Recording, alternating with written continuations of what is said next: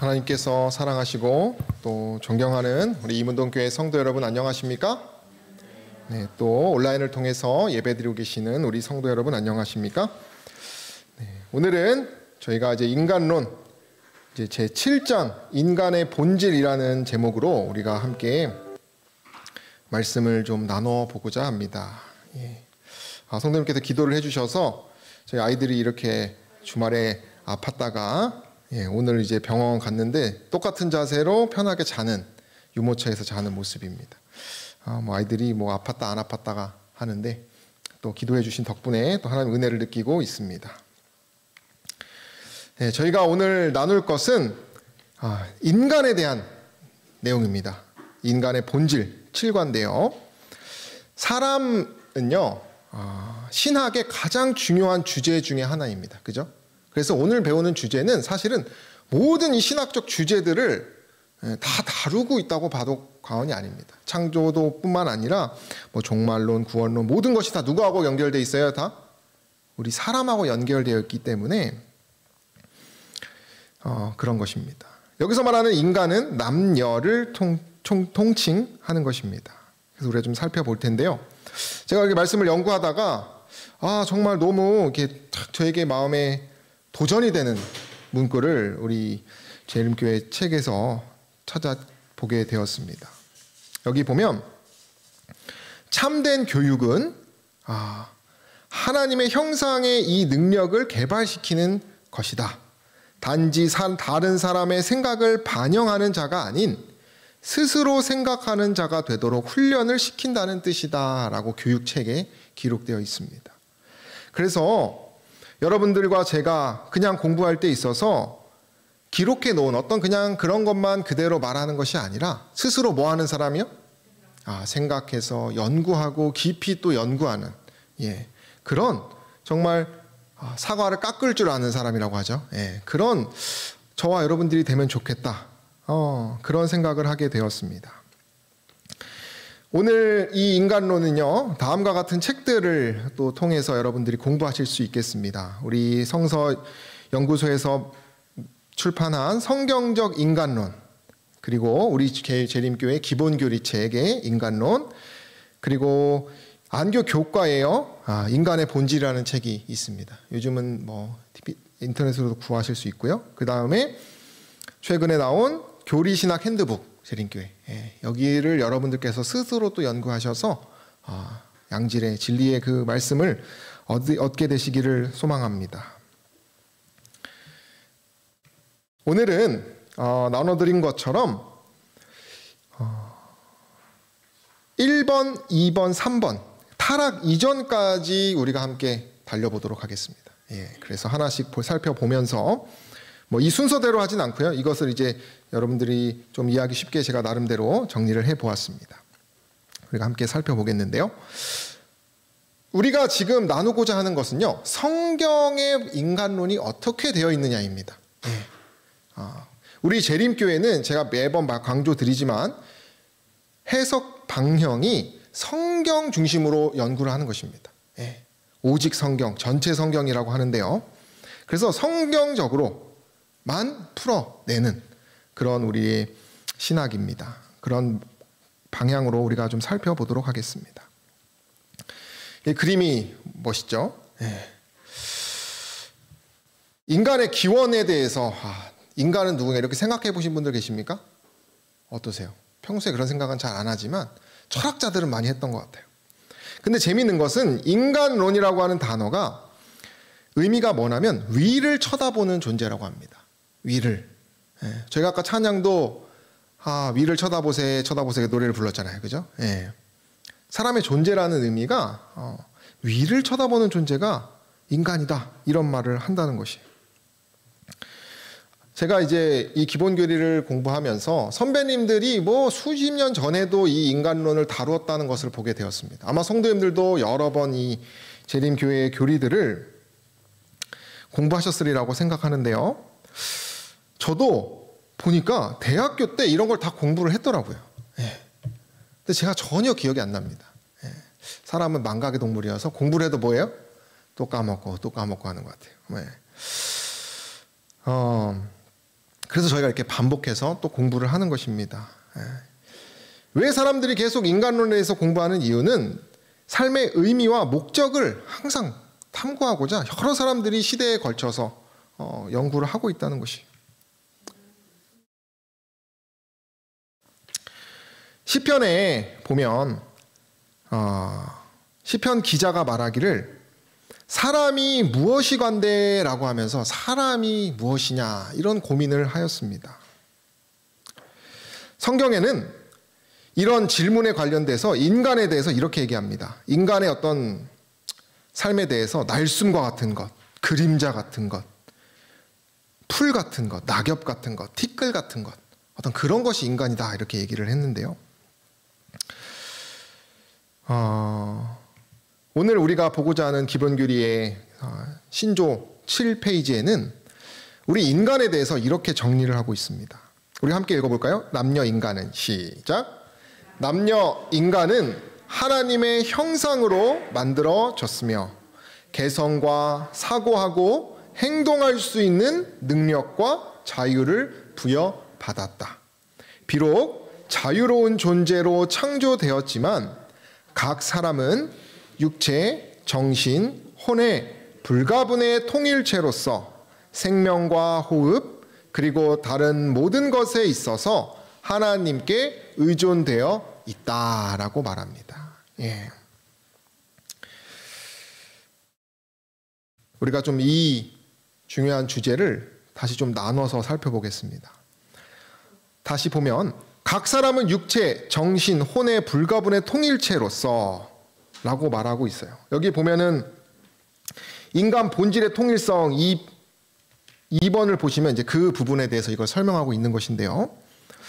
제가 이것이 저희의 이제 김혜김 씨의 이제 사진입니다. 저기 이제 가운데 어르신이 저희 돌아가신 친할아버지시고 그 왼쪽이 작은 아버지, 오른쪽이 저희 아버지인데 이게 언제 찍었는 것이냐고 제가 여쭤보니까 30대신 것 같아요. 절을 내려가서 저희 이제 후손들이 있죠. 가족관계 증명서를 보면은 전라남도 진도군 이렇게 딱 써 있습니다. 이것이 하나의 저희의 가족의 성도님들도 마찬가지죠, 그죠?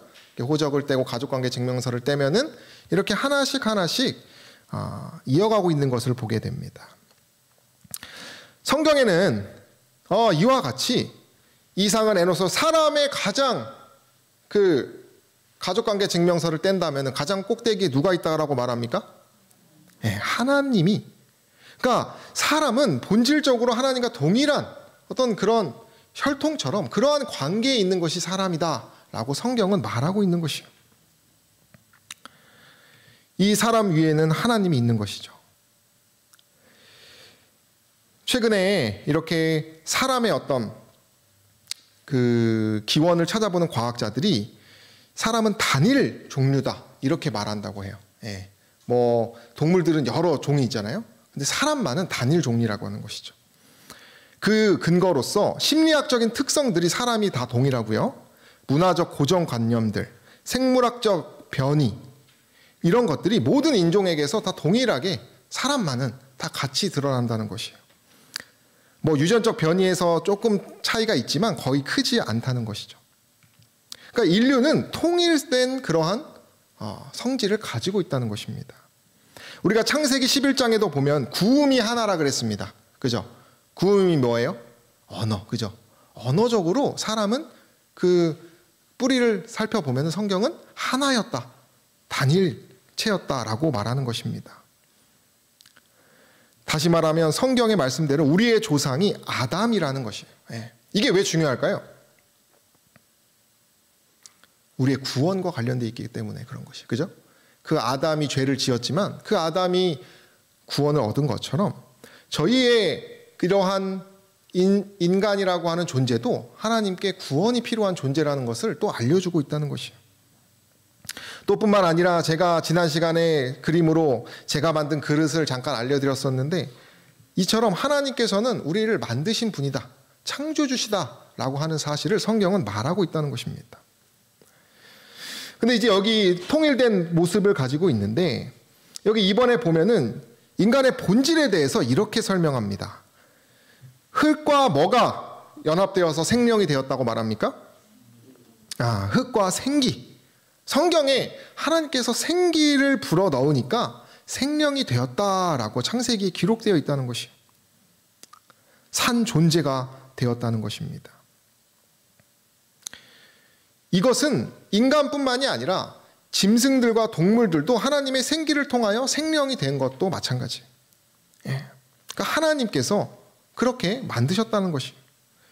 그래서 어떤 이제 그림 잘 그리시는 분이 이렇게 그림을 그린 것이죠. 흙과 생기가 되니까 뭐가 되었어요? 우리는 사실 흙 인형입니다. 우리 보통 이제 요즘 남자들도 화장을 한다고 하는데 여성분들이 화장을 열심히 합니다. 그 뭐에다 하는 거예요? 흙 인형에다가, 흙에다가 자꾸 바르는 것이에요. 사실은. 우리의 본질과 우리의 근본은 뭐에 있다고 말합니까? 흙이라는 거예요. 먼지, 티끌, 재라고도 표현합니다. 참 어떻게 보면 허무한 존재가 누구예요? 인간의 본질이라는 것이에요. 흙의 성분이 여러분 아시죠? 많이들 들어보셨죠? 우리 신체 구성 요소하고 같습니까? 안 같습니까?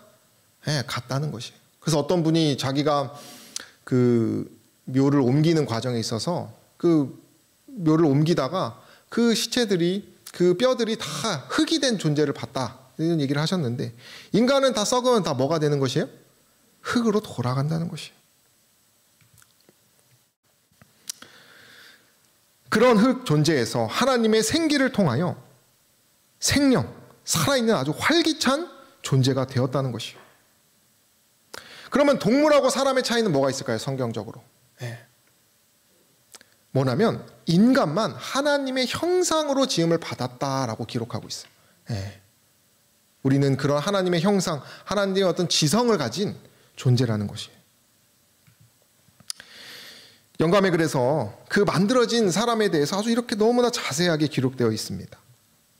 사람이 그의 창조주의 손으로 지음 받았을 때 신장이 컸으며 완전히 균형이 잡혀 있었다. 그의 용모는 건강한 혈색을 띠어 불구스레하였으며 생기와 기쁨의 빛으로 빛났다. 아담의 키는 지금 세상에 살고 있는 사람들의 키보다 훨씬 컸다. 하와는 아담보다 조금 키가 작았으나 그의 자태는 고상하였으며 아름다움으로 충만하였다. 어떤 청년이 그랬다잖아요. 키가 작은 청년이 제가 하늘에 가면 키가 커지나요? 하늘에 가면은 그 우리의 어떤 본래의, 그죠? 이런 완전한 모습으로 또 이렇게 된다라는 얘기를 들었죠. 그러니까 아주 멋지고 예쁜 모습으로 사람이 만들어졌다는 것이에요.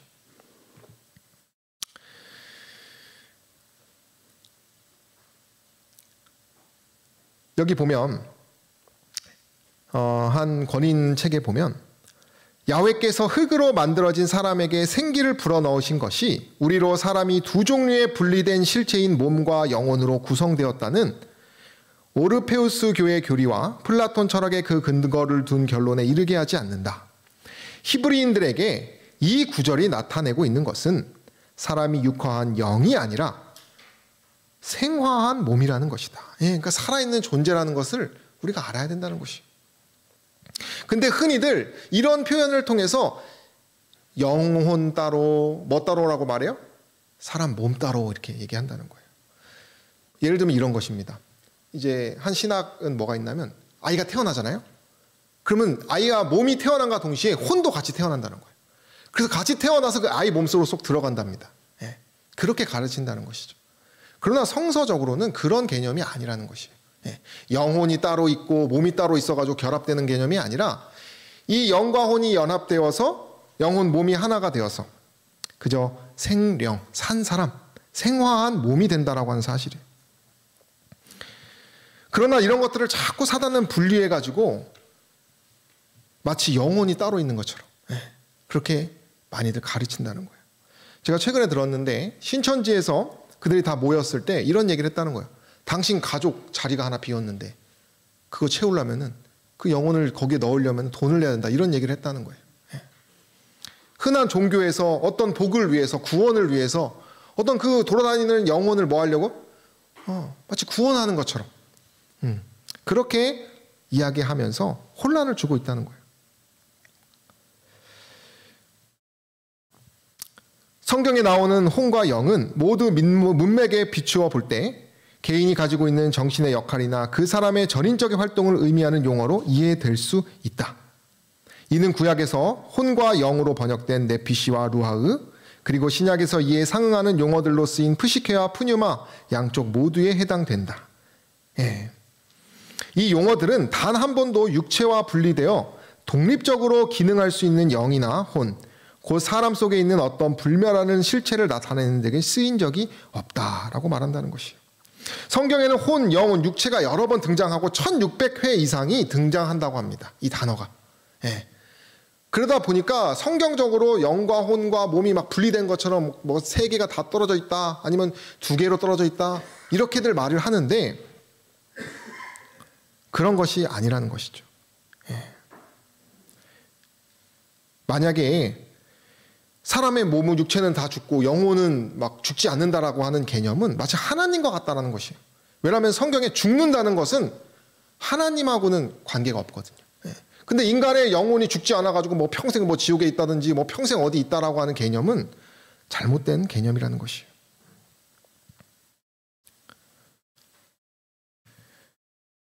그래서 이 인간 본질에 대해서 재림교회는 영과 육과 혼이 어떤 분리됐다라는 개념이 아니라 하나라는 개념, 일원론을 지지하고 있습니다. 예. 또 하나, 그것이 하나이기 때문에 영혼이 뭔가 죽지 않거나 돌아다닌다라는 개념을 우리 교회는 받아들이지 않고 있어요. 그래서 저희 교회는 영, 육, 혼이 뭐라는 거예요? 하나다. 그 개념을 성경적으로 해석하고 그렇게 받아들이고 있습니다. 이에 대해서 이렇게 얘기합니다. 우리 재림교회의 신학 핸드북 보면 인간 개인에 대한 성경적 견해는 이원론적 존재가 아닌 일원론적 존재로 본다. 내면의 삶은 언제나 그것의 외형적 지주인 육체에 의존한다. 혼과 영은 단지 사람의 지적, 감성적 혹은 의지적인 면들을 나타내는 용어일 뿐이다. 우리가 때로는 나의 영혼이 너무 힘들었어, 막 이런 표현을 합니다. 흔히, 그죠? 그런 것들은 어떤 내 생각, 내 감정이 힘들었어, 이런 표현을 하는 것이지 나뉘어져 있는 것이 아니라는 거예요. 그리고 왜 영과 육과 혼이 하나라고 통일됐다라고 믿는 이유는 그 다음에 기록되어 있는데요. 더 건강하고 더 균형지며 더 활력 넘치는 삶을 살기 위해서는 우리의 인간성의 영적 측면들뿐 아니라 뭐까지요? 육체적 측면. 예. 그러니까 흔히 내 영혼, 신앙만 있으면 돼, 그리고 세상을 대충 살다거나 내 몸을 함부로 건강하게 하지 않는다거나 하는 것이 아니라는 것이. 우리 이스라엘 백성들도 가나안에 들어갈 때 하나님께서 음식 개혁에 대한 권면을 주셨어요. 그죠? 예. 잘 절제해서 먹으라고 했죠. 레위기 11장과 신명기 14절 보면. 그러니까 우리는 어떤 영적인 개념도 중요한 만큼 육체도 잘 관리할 필요가 있다는 것이에요. 그래서 한 의사가 말하기를 신령한 것이 몸이다, 이렇게 표현했다고 해요. 그죠? 그래서 우리 몸을 뭐라 그래요? 하나님의 성전이라고 말한다는 것이죠. 우리 몸은 훌륭한 작품이기도 하기 때문에 영혼이 건강한 것처럼 우리의 몸도 역시 하나이기 때문에 건강해야 한다는 것입니다. 바울이 그 건강한 비결에 대해서 성경책에 기록을 했는데요. 바울이 이제 영과 혼과 육이라는 표현을 한꺼번에 썼는데 우리 기본교리 책에 보면은 이렇게 말합니다. 영이 성화될 때 지성이 신적 지배하에 있고 성화된 지성은 다시 혼, 곧 욕구, 느낌, 감정에 대하여 성화시키는 영향력을 행사한다. 이러한 성화가 그 속에서 일어나고 있는 사람은 자신의 육체를 결코 손상시키는 일을 도모하지 않을 것이다. 다시 말하면 영적인 것으로 우리가 관심을 두고 영적인 것에 집중하고 그것에 대해서 배우면 배울수록 그와 함께 육체적인 것도 뭐 할 수 있다는 거예요? 예, 같이 회복되고 새로워질 수 있다라고 하는 개념을 알려준다는 것이. 예. 지금 저는 여러분들과 함께 지금 영과 육과 혼, 이 개념에 대해서 지금 설명드린 것입니다. 예. 자, 그러면 3번에 보면 이제 하나님의 형상, 이것이 참 중요합니다. 예, 본론 3번에 보면 하나님의 형상, 창세기에 보면 하나님의 형상으로 만들어졌다라고 말합니다. 셀렘 엘로힘이라고 부르기도 하고 라틴어로는 이마고 데이라고 해서 아주 중요한 신학적 개념이에요. 그러니까 우리는 하나님의 형상대로 만들어졌다는 것이에요. 이것이 동물과 우리가 큰 차이가 됩니다. 하나님께서 우리를 만드셨는데 하나님의 형상으로 만들었다는 것이에요. 하나님의 형상으로 만들어졌다는 것은요, 하나님과 같은 활동을 할 수 있다라고 하는 것을 말하는 것입니다. 우리가 지금 이 그림을 보면은 에덴 동산에서 누가 있어요?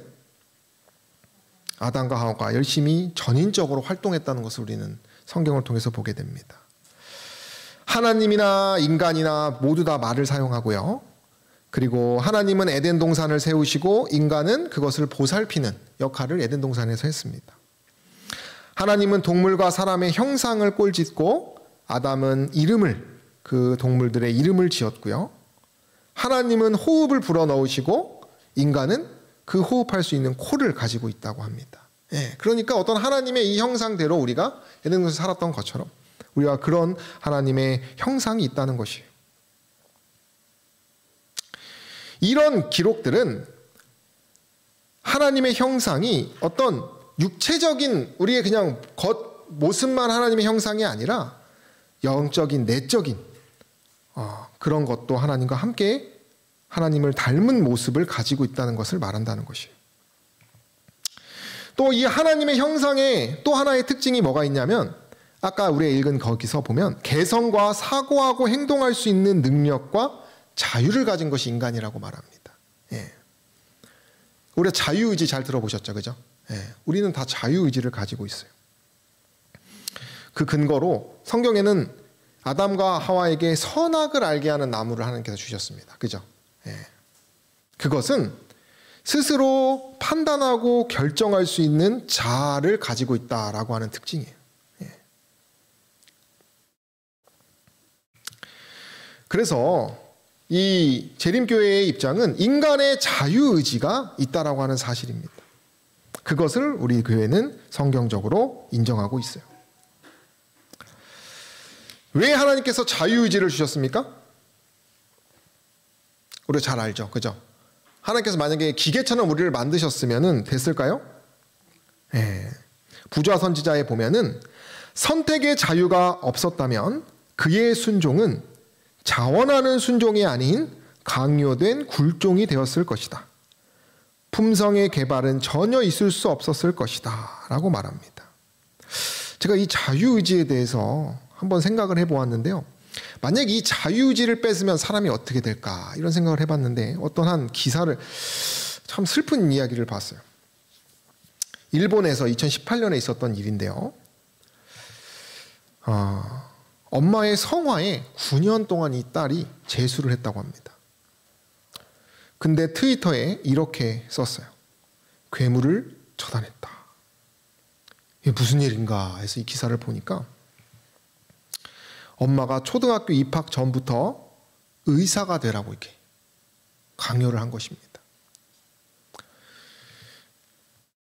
의대에 원서를 냈지만 떨어졌어요. 그죠? 네, 참 그래도 순종하는 마음으로 어머니의 뜻에. 그러나 성적이 부족해서 계속 몇 년 동안요? 9년 동안 그렇게 했다는 것이에요. 근데 이 엄마가 심지어는 딸이 의대에 갔다고 거짓말까지 해버렸어요. 사람들한테. 3번이나 가출을 했는데 경찰에 반대돼 다시 집으로 들어가고 엄마의 감시가 더 심해집니다. 휴대전화도 뺏고 목욕도 함께 할 정도로 엄마가 뭐 한 거예요? 뭘 없애버려요? 네, 사랑이라는 명목하에 자유의지를 뺏었다는 거예요. 그래서 결국 그래서 간호사가 됐어요. 근데 엄마가 이번에는 간호사 말고 조산사가 되라. 그게 더 권위가 있나 봐요. 네, 의사만큼. 근데 간호사 하겠다고 꿈을 말했는데 돌아온 말이 뭐예요? 배신자다. 이런 얘기를 엄마가 했다는 거예요. 엄마가 그런 어떤 학벌 콤플렉스로 인해서 그 딸을 강제적으로 이렇게 했다는 얘기를 하면서 법정에서 동정을 그 딸을 하고 그 딸이 결국 엄마를 죽였어요. 예. 징역 15년형을 받고 그리고 나중에 10년으로 바뀌었다고 합니다. 근데 그 딸이 구치소에 가서 하는 소리가 뭐예요? 포로 같았던 당시보다 구치소 생활이 더 편하다 이렇게 말했다는 거예요. 뱀이요 에덴 동산에서 똑같이 했습니다.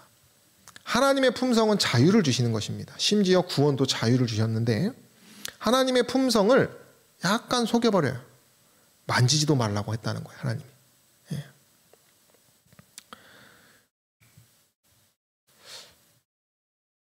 우리가 흔히 이렇게 신앙생활을 하면 안 됩니다. 하나님이 이렇게 말했다는 거예요. 야, 너 내 자녀인데 나 좀 자랑스럽게 좀 살아라. 예. 하나님이 이런 분일까요? 저는 그런 분이 아니라고 생각합니다. 되려 못난 자식 위해서 희생하는 게 하나님의 마음이라고 생각해요. 예. 근데 하나님께서 마치 그렇게 강제적으로 흔히 지옥교리를 일반적인 교회에서 강조하면서 협박하고 강제적으로 두려움 가운데 신앙을 하게 만든다는 것이에요. 예. 그러니까 지옥 가기 싫어가지고 뭐 하는 거예요? 신앙을 한다는 것이에요. 근데 어떤 중국에 있는 한 노파가 그런 두려움 가운데서 신앙하고 계셨다가 우리 재림교회 분을 만나고 이 하나님의 온전한 품성에 대해서 가르쳐주고 그런 말 했다는 거예요. 이제 좀 자유로워졌다. 예. 하나님의 품성은, 하나님의 형상은 어떤 그런 강제를 해가지고 두려운 분이 아니라고 하는 사실을 우리가 기억해야 한다는 것이에요. 창세기 1장 26절 27절에는 분명히 하나님의 형상대로 사람을 창조했다라고 말합니다. 영광의 말에는 이에 대해서 이렇게 얘기합니다.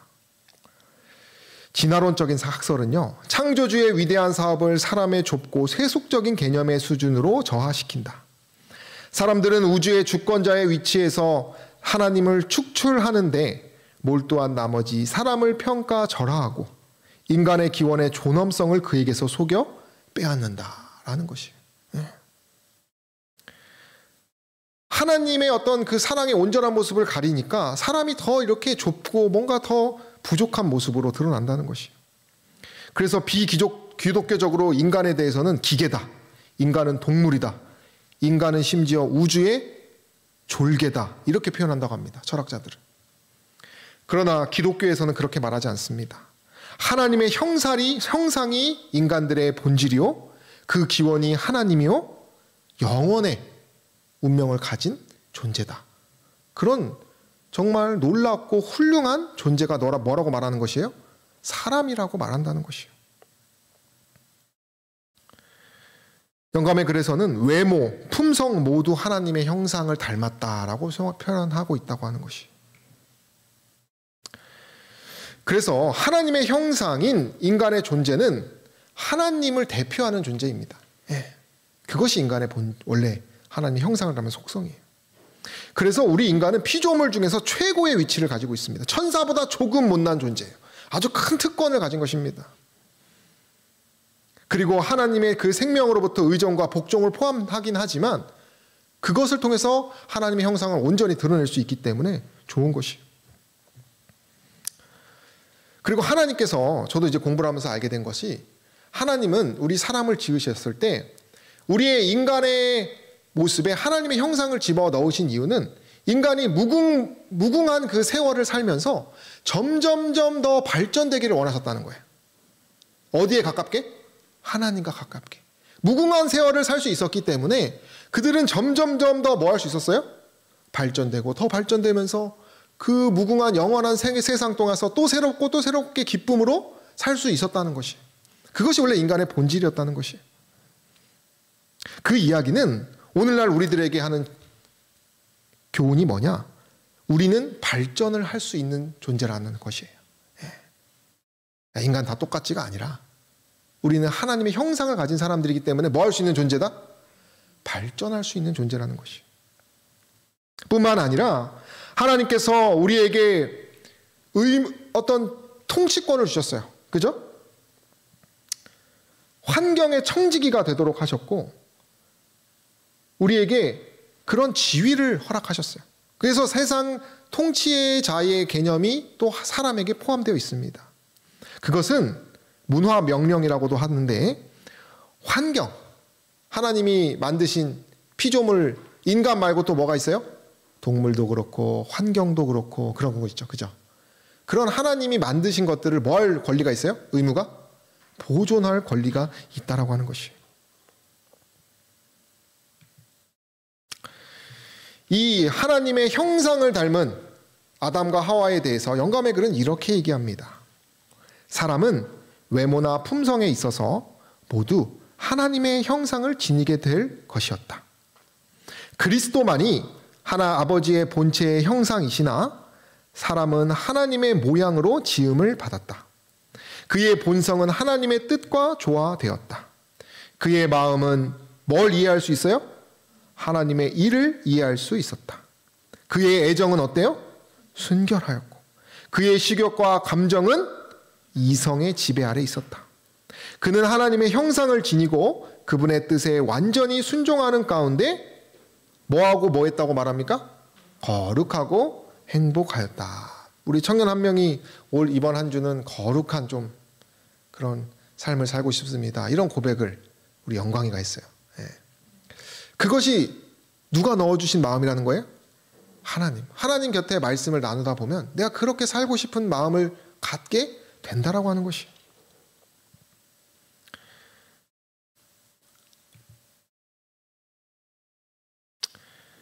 하나님의 형상의 참 의미에 대해서 저희가 오늘만 인간론을 말할 것은 아니고 다음 주에도 할 건데요.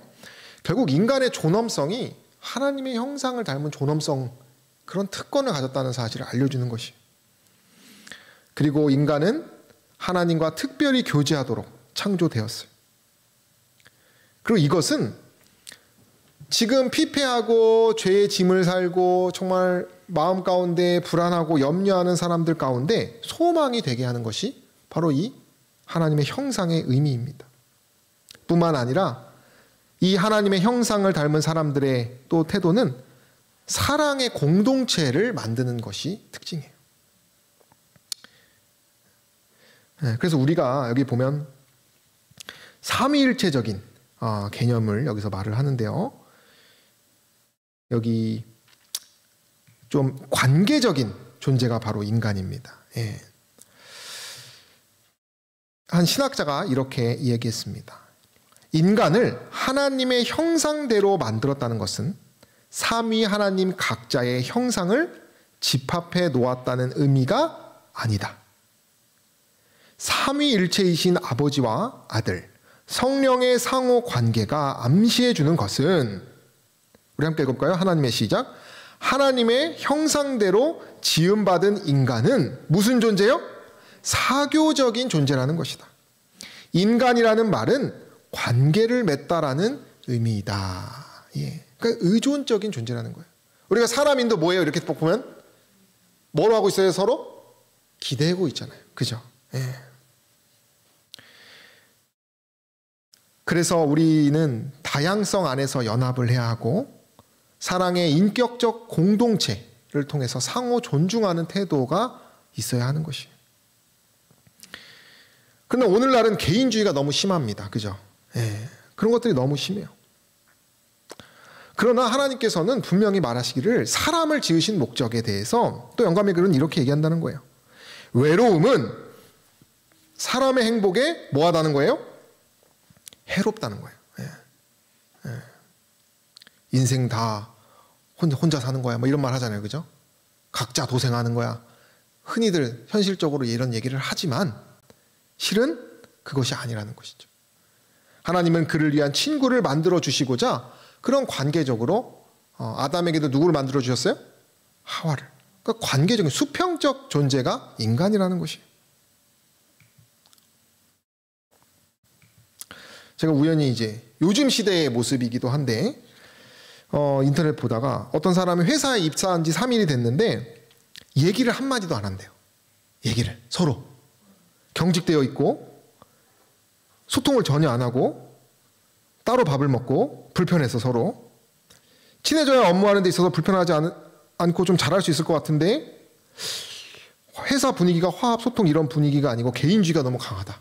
이게 맞는 거냐 이런 질문을 했는데 댓글이 한 60개 달렸는데 너무 좋은 회사네요. 그러는 거예요. 왜 그래요? 그 관계로부터 사람들이 이제 그 말세의 특징이 뭐예요? 무정하다는 거예요. 옛날 그 IMF 뭐 그 시절의 어르신들의 그 회사 생활을 보면은 그래도 낭만이 있으셨던 것 같아요. 뭔가 그죠? 우리는 하나, 한국. 근데 지금 세대는 전혀 안 그럽니다. 지금 밑에 있는 후임들이 제일 좋아하는 게 뭐냐? 건들지 않는 거랍니다. 조언하지 않는 것이고, 말 안 걸었을 때는 말 안 하는 것이고, 그런 시대가 오늘날 시대예요. 그러나 하나님의 본질의 속성은 뭐라는 거예요? 삼위인체적인 관계적인 속성은 그런 것이 인간의 형상이 아니라는 것이죠. 그러니까 더 겉은 보기에는 세련되고 좋아 보이지만 세상이 어때요? 더 차갑고 더 고독하고, 사실은 더 예수 그리스도가 필요한 세대가 마지막 때인데 그렇게 가고 있다는 것이에요. 영어 성경에 보면은 아담의 모습을 노 굿이라 그랬어요. 그의 모습이 좋지 않다 그러는 거예요.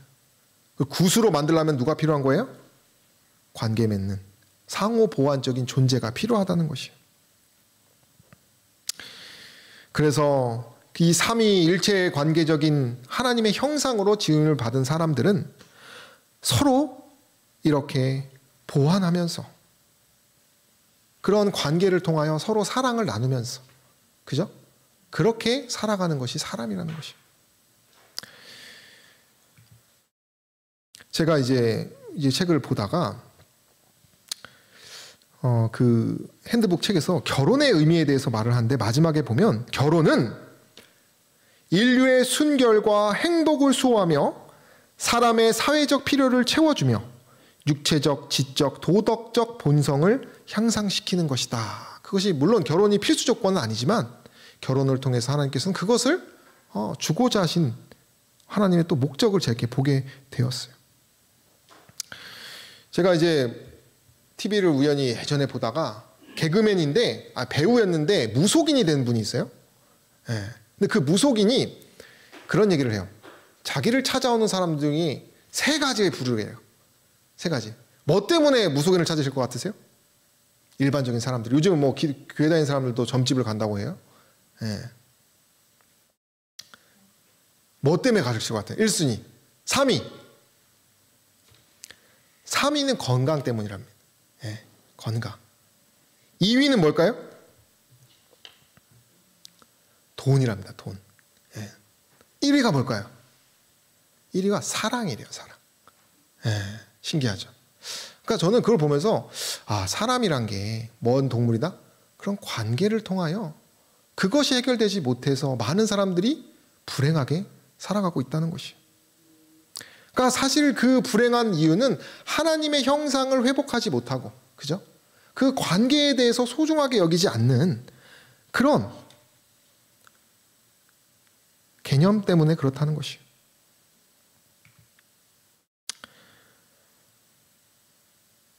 교리신학 핸드북에서는 이렇게 설명합니다. 하나님께서 사람에게 부여하신 가치를 이해할 때, 그러니까 우리가 인간론에 대해서 배울 때요, 우리의 마음은 뭐로 가득 차요? 기쁨으로. 하나님 나를 이렇게까지 지으셨구나. 내가 이런 존재였구나라는 생각으로 기쁨이 가득 찬다고 합니다. 그리고 동시에 그 기쁨이 찬 사람들은 누구에게도 관심을 가져요? 내 주변의 형제 자매들에게도 뭐 할 수 있는 사람이에요?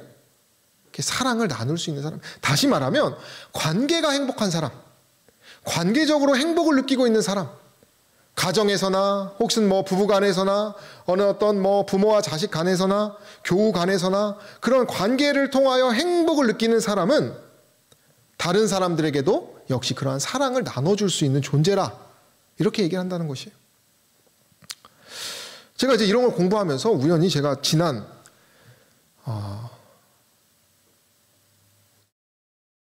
지난주 목요일이었던 것 같은데요.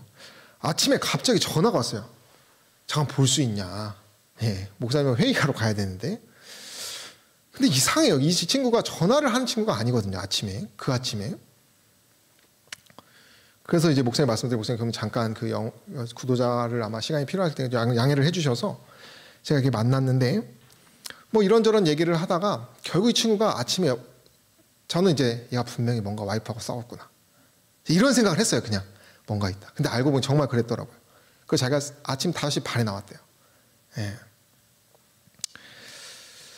근데 이제 뭐 그러면서 이제 저도 이제 그런 비슷한 갈등을 겪은, 제가 이미 겪었던 갈등, 그러니까 저는 해결했던 갈등을 이 친구가 겪고 있더라고요, 아내하고. 근데 그때 제가 참 하나님 은혜로 정말 그 온유하게 어떤 그런 얘기를 줄줄 이렇게 얘기를 하게 됐어요. 제가 겪으면서 더 사랑을 해야 그것이 해결된다는 이 개념을 제가 이렇게 설명을 해줬습니다. 아마 제가 지금 제 처와의 관계가 행복하기 때문에 아마 그런 말을 해줄 수 있었던 것 같아요. 그래서 이 친구가 그래서 한 점심 먹고 돌아갔는데, 제가 이제 한 저녁쯤 생각이 나서 이제 몇 가지 성경에 그 기독교 세계관적인 결혼 어떤 아내를 대하는 태도에 대해서 이렇게 글을 보내주니까 문자가 이렇게 왔어요. 회복됐고 화해했고 영광을 너에게 돌리겠다. 이렇게 제가 이렇게 많이 설득을 했거든요. 이렇게 해야 된다, 이렇게 해야 된다. 근데 제가 이때 굉장히 하나님 은혜를 느꼈어요. 전 이 친구를 하나님한테 구원하고 싶은 제 구도자인데, 이 친구의 실생활이 회복되는 모습을 보니까 제가 뭐가 기뻐지냐면, 내가 정말 내 부부관계를 뭘 해야겠다? 더 잘해야겠구나. 왜요? 우리의 영혼들에게 그것이 영향을 미치고 있다라고 하는 사실이에요. 근데 제가 이 친구가 화났을 때 막 이 친구 편을 들면서 막 길을 잡아야 돼, 뭐 이런 표현을 했으면 어땠을까요? 하나님의 형상을 제가 놓치고 살았다는 것이. 주석에는 이렇게 얘기합니다. 사람은 하나님의 형상대로 창조되었다. 그러나 뭐를 통해 형상을 잃어버리게 됐대요? 죄를 통해. 저희가 다음 시간에 이 타락과 은혜, 그 부분을 이제 3번, 4번을 나눌 텐데요. 4번, 5번을. 복음의 목적이 뭐래요? 사람 안에 뭐를 회복하는 것입니까? 하나님의 형상을 회복하는 것이. 그래서 삼위 하나님 그 관계적인 본질은 사랑입니다. 사랑. 우리의 삶 가운데서 그거를 회복하고 살아야 우리가 뭐 할 수 있는 거예요? 진짜 하나님 살아계심을 느끼고, 나의 존재에 대해서 다시 한번 확신을 느끼고, 창조주께서 거룩하신 분이든 나도 거룩해지고 싶다, 그런 마음으로 힘있게 살아갈 수 있다라고 하는 사실이에요. 그건 저와 여러분이 되시기를 간절히 소망합니다.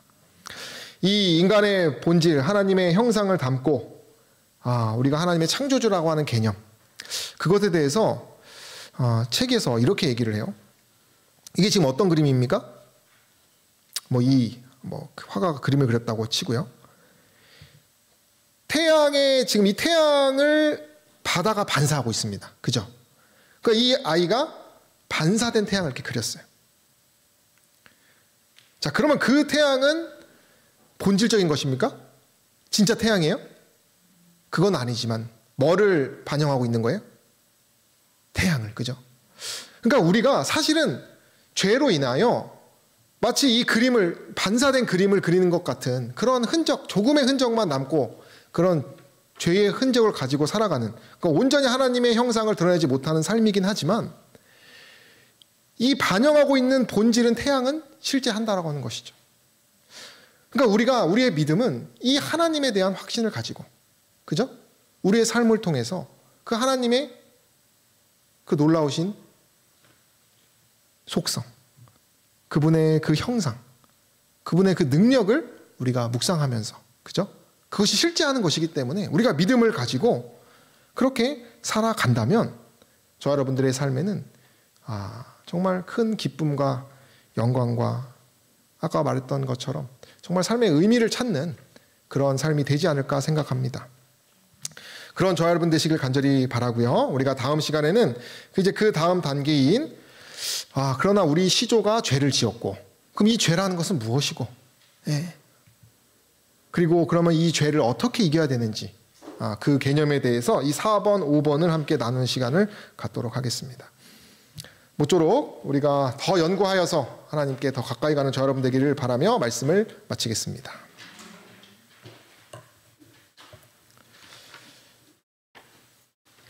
저희 기도하는 시간을 갖겠습니다. 각종 질병으로 고통 겪고 있는 성도님들을 위해서 기도해 주시고요.